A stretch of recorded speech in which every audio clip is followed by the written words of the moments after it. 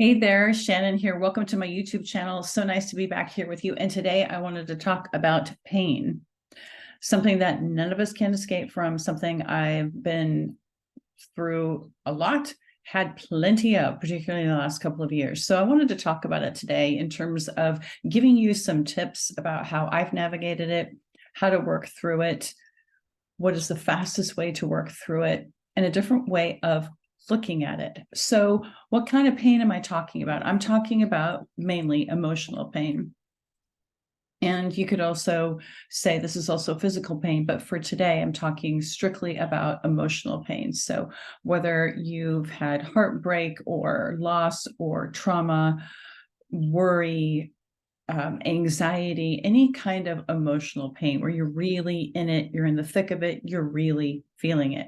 And not just from a therapist standpoint, I'm talking about this, but also my own experience, like I mentioned. So over the last couple of years, I've had a tremendous amount of loss. The life that I lived before 3 years ago is completely over. My life is completely transformed. It is not what it once was. It's literally a complete shift. And I mean a complete shift. Sometimes people change their careers, sometimes people in relationships, while other pieces remain the same. Nothing is the same.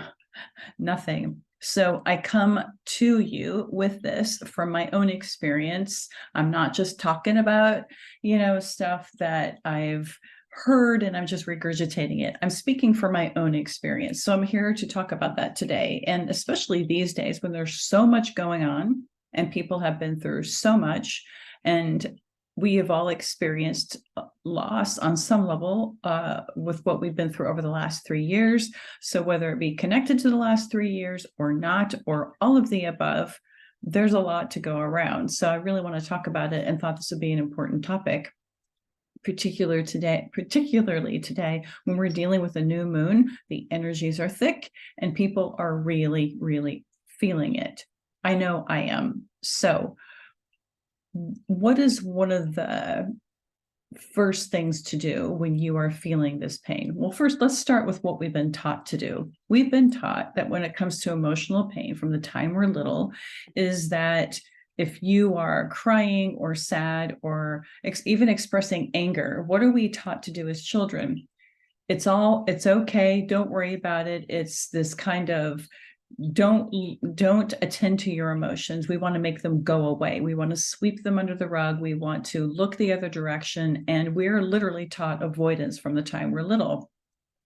We're taught that our emotions are, particularly when they're negative. So I'm talking sadness, frustration, anxiety, depression, anger, all of the negative emotions, which really there are no good and bad emotions. That's a conversation for another day. But for the sake of this video, we're going to categorize them as that because that's how most people see those emotions, as very negative and bad. We don't want to feel them. We want to make them go away as soon as possible. And so we're taught this level of avoidance, distraction, and a lot of mindset coaches out there, bless their souls, teach a lot of avoidance, and even therapists. There's a lot of people out there in the field that are just teaching more avoidance, which is just think positive, and all of these mindset tricks and ways to get you to those methods are great after you've dealt with the pain, but those methods should never replace facing the pain. So a lot of these methods are taught in a way, whether intentionally or not, in terms of, I just had my thought and I lost it. But in terms of, I don't think the intention ever is to teach someone to not attend to something, but I think it's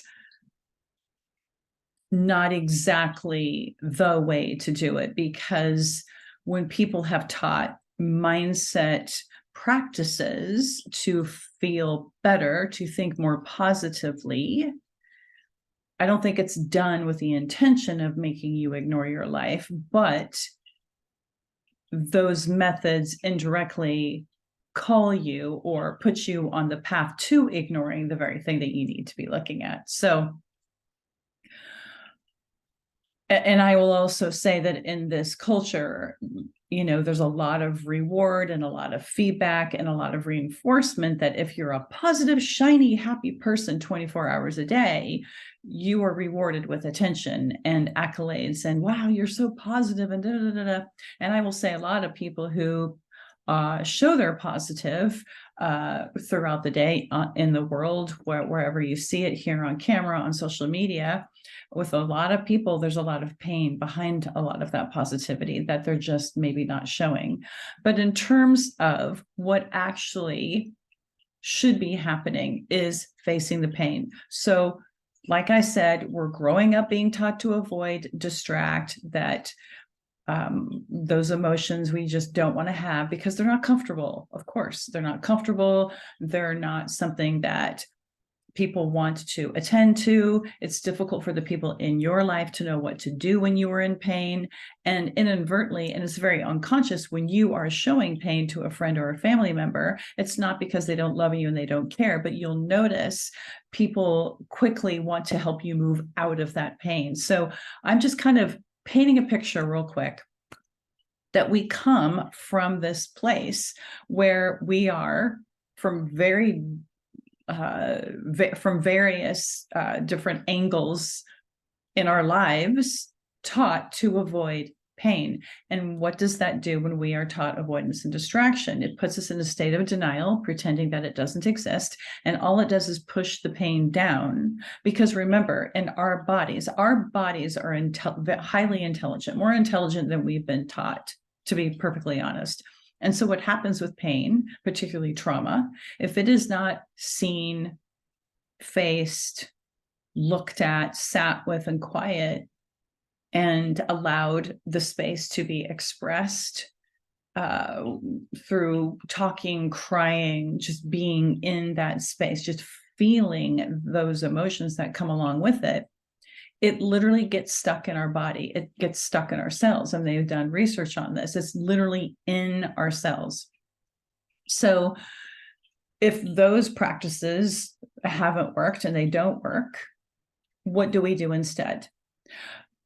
It's looking at it. And is this a fun process? No. But really, the fastest way out of pain is to sit with it when it happens. So the moment that you start to feel the sadness kind of come over you, this anxiety, a sense of panic, and trust me, I've been there. I've had multiple panic attacks. I haven't had them in a really long time, but there was a year where I had them frequently.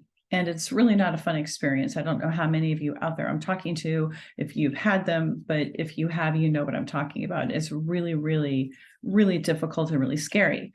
So when you are in those moments, what is our very first inclination? Make it go away, please. And we will do different things to escape the pain, whether it's through numbing out, through alcohol, or other drugs that maybe people take, or through any kind of external gratification, validation, distracting ourselves with TV or social media or whatever it is, we try to run and hide. But you'll notice that once those distractions are gone, what immediately comes back up? Whatever it is that you are experiencing that needs to be expressed. And the reason why it keeps coming back is because it's literally knocking on the door saying, hey, I really need you to take a look at me. I'm coming up because I need you to recognize me, see me, hear me, face me, give me compassion so I can be released from the body. That's literally what's happening.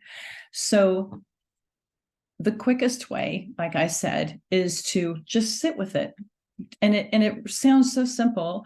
I remember learning this long time ago, thinking to myself, really, is it really that simple? Because as a therapist, you're trained that, you've got to help someone work through pain. You've got to do all this talk therapy and months of work. That's kind of this, I don't know what word I want to use for it, way that a lot of us have been taught that that's what it takes, that if I have pain and it keeps occurring, I have to go see a professional to do talk therapy, work this out for months, which sometimes is necessary. That could be a part of it, but I believe in holistic healing, where you're doing different parts of different things. I don't believe that talk therapy is the only way to go. I think it can be a part of it. But for you, for your own self, one of the first things you can do, because remember, you have more power than you know, you have the power to heal yourself. You really, truly, at the end of the day, as much as seeing a therapist like me, going to a life coach, talking to a friend, a mentor, whatever it is, as much as those people are fabulous and can help really kind of have you look at things from a different perspective or ask you certain questions to get you kind of thinking about it, maybe things that you're not really aware of, and bring those things into your awareness. At the end of the day, it really starts with you, and you really do have the power to transform, transmute, whatever word you want to call it, the pain that you have within you. So where you want to start is literally just sitting with it.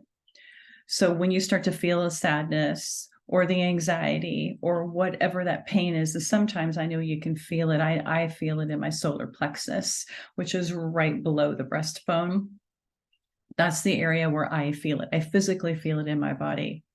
And so if you physically feel it in your body, the first thing you want to do is sit in quiet and just breathe. Do some breath work, breathe, take some big, long, deep breaths in and out, and then close your eyes and just focus in on the area of the body where you feel it physically, and just focus on it. That's all you have to do.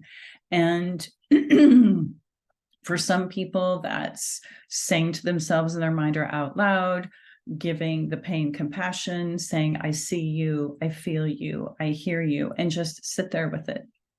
Really sit with it, immerse yourself in it, look at it, recognize it, acknowledge it, because it just needs to be acknowledged at the end of the day.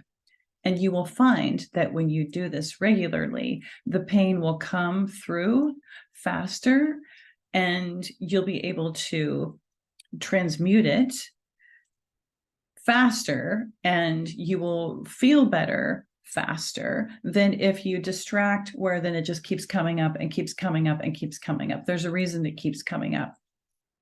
So there was another piece I wanted to add to this. Oh, so a perspective shift to kind of tie this all together. I want you to think of it this way.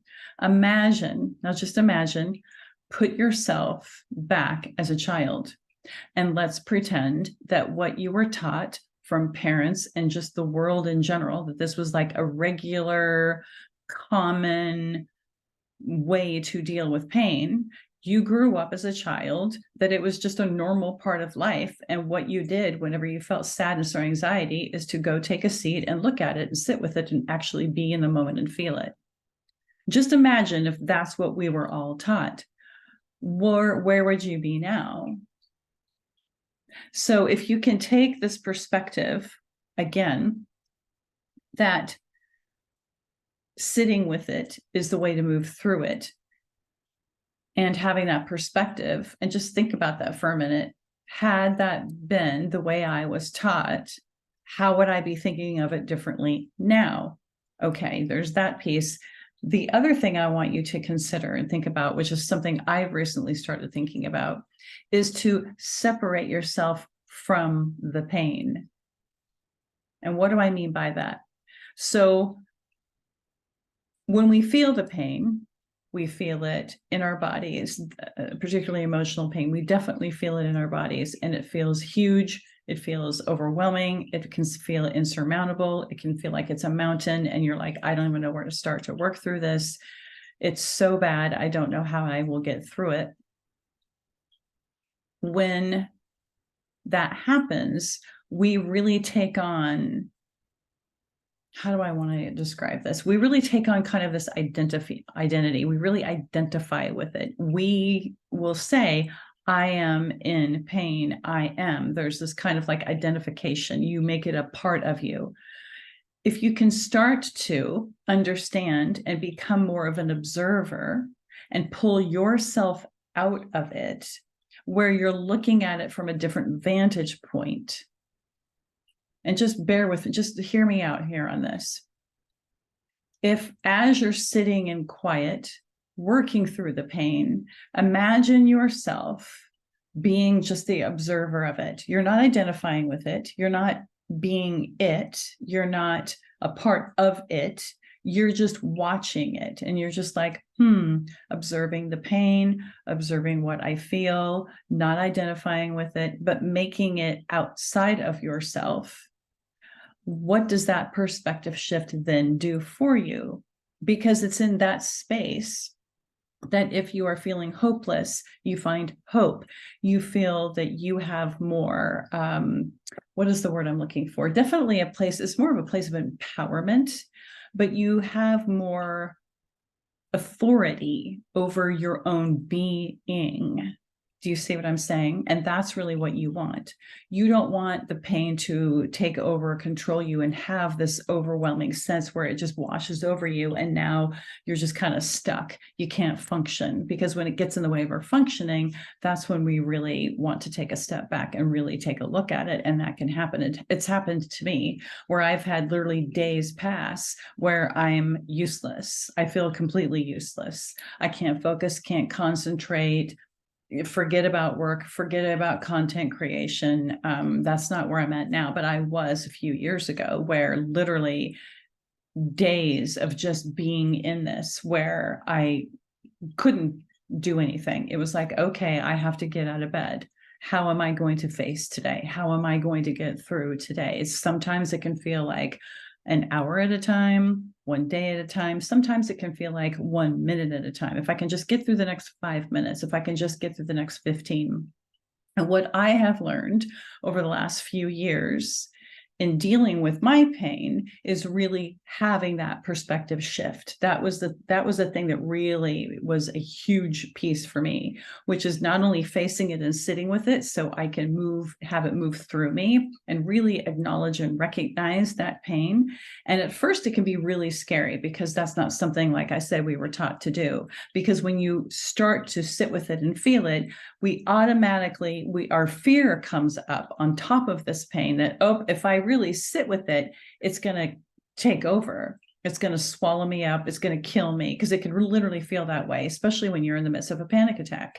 So if you just sit with it, trust. It's going to require a little bit of trust as you begin, if you've never done this before. But if you just sit with it, and then as you sit with it, start to really pull yourself out of it and look at it as something that you are working with and acknowledging and giving compassion, changing that perspective can be a game changer. It makes you feel, like I said, you have more control over the situation. It gives you more authority over like I said, your being in that moment. So I hope this was helpful. If you are in any pain, and if you are struggling at all, click the link below. I'm absolutely here to help you. If you'd like more help, you can take a look at the way that I can coach.